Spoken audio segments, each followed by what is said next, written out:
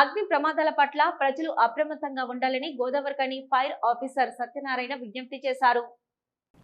అగ్నిమాపక వారోత్సవాలలో భాగంగా తెలంగాణ రాష్ట్ర విపత్తు స్పందన అగ్నిమాపక సేవల శాఖ ఆధ్వర్యంలో 2వ రోజు గోదావరిఖని బస్టాండ్ ఆవరణలో సోమవారం అగ్ని ప్రమాదాలు సంభవించినప్పుడు ప్రజలు అనుసరించవలసిన విధానాలను అగ్నిమాపక సిబ్బంది డెమో రూపంలో ప్రదర్శించారు. ఈ సందర్భంగా డిపో మేనేజర్ నాగభూషణ్తో కలిసి ఫైర్ ఆఫీసర్ మాట్లాడుతూ ఎండాకాలంలో అగ్ని ప్రమాదాలు సంభవించే ఆస్కారం ఉంటుందని, ఈ ఎండాకాలంలో ప్రజలు, వ్యాపారులు, ప్రభుత్వ కార్యాలయాల సిబ్బంది అగ్ని ప్రమాదాలకు కారణమయ్యే వస్తువులను దూరంగా ఉంచాలని సూచించారు.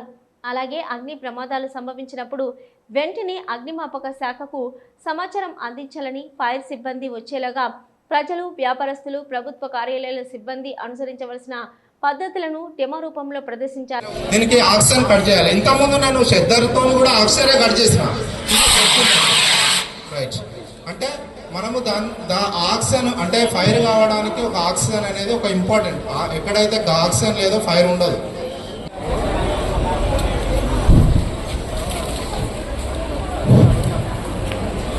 అంటే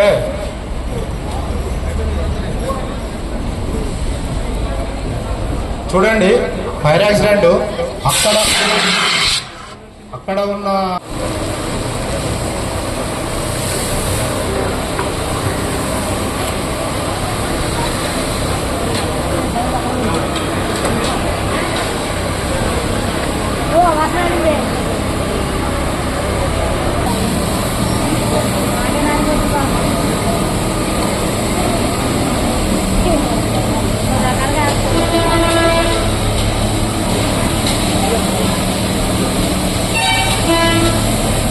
చేయడం జరిగింది.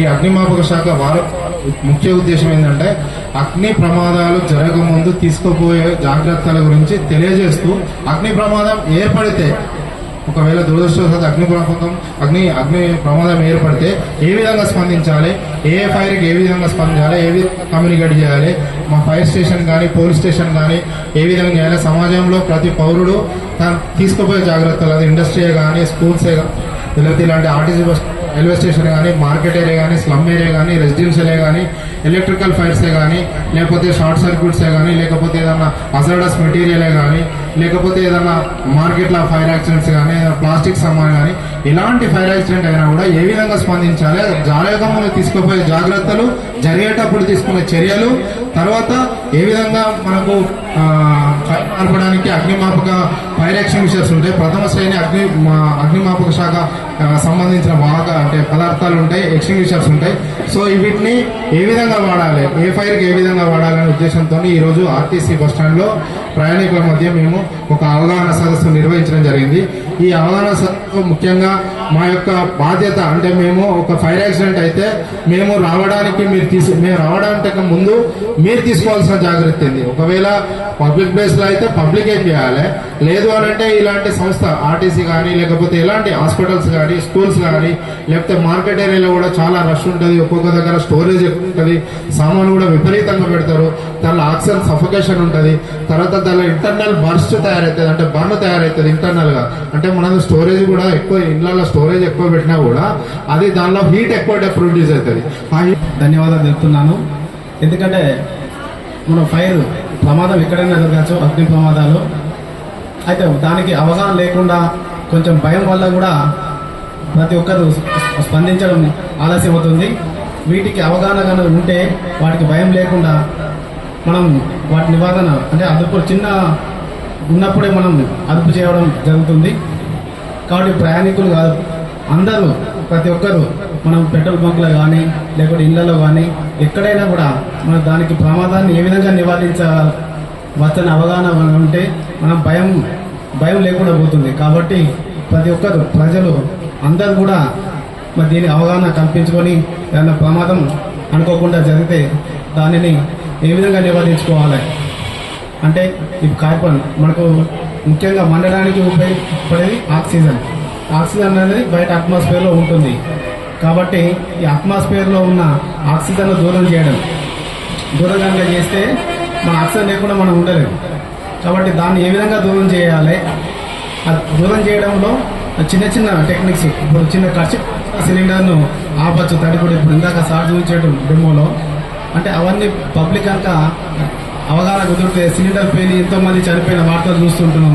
చిన్న చిన్న ఈ కార్యక్రమంలో RTC head constable Wali Mohammed, fire సిబ్బంది సత్యయ్య, ఇక షాకత్, శ్రీనివాస్, రాజు, అశోక్, నాగేంద్ర తదితరులు పాల్గొన్నారు. సిటీ న్యూస్ లో ఇప్పుడు ఒక షార్ట్ బ్రేక్.